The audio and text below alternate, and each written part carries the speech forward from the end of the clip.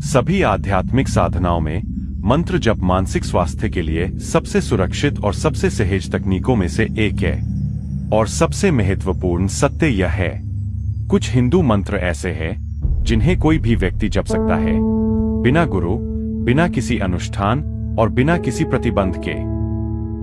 आइए शुरुआत करते हैं उस सबसे सार्वभौमिक ध्वनि से जिसे विज्ञान और अध्यात्म दोनों स्वीकार करते हैं, ओम।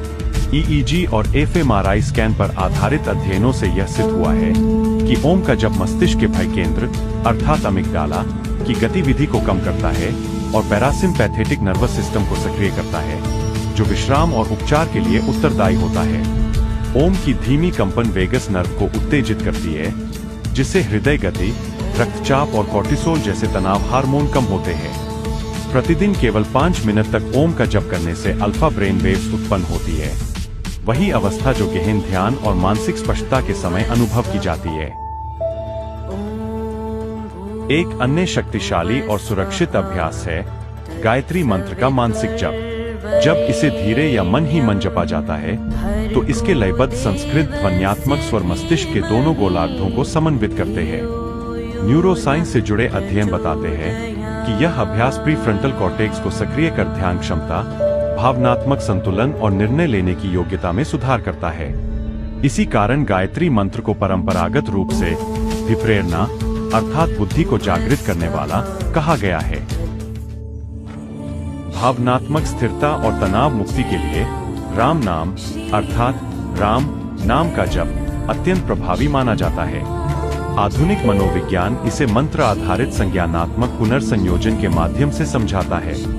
किसी अर्थपूर्ण और सकारात्मक ध्वनि की पुनरावृत्ति नकारात्मक विचार चक्रों को तोड़ती है, अनावश्यक चिंतन को कम करती है और धीरे धीरे डोपामिन को बढ़ाती है, जो मस्तिष्क का प्राकृतिक संतुलन करता है।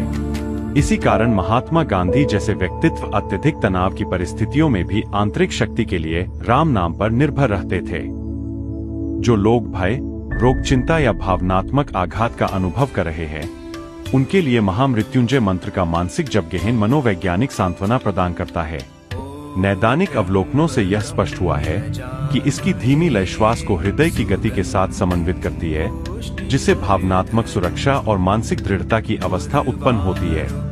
सामान्य भ्रांतियों के बावजूद यह मंत्र मृत्यु के विषय में नहीं है, यह भय से मुक्ति के विषय में है। विज्ञान स्पष्ट है, मंत्र जप निम्न माध्यमों से कार्य करता है: न्यूरोप्लास्टिसिटी, मानसिक पैटर्न का पुनर्निर्माण, श्वास नियमन, तंत्रिका तंत्र को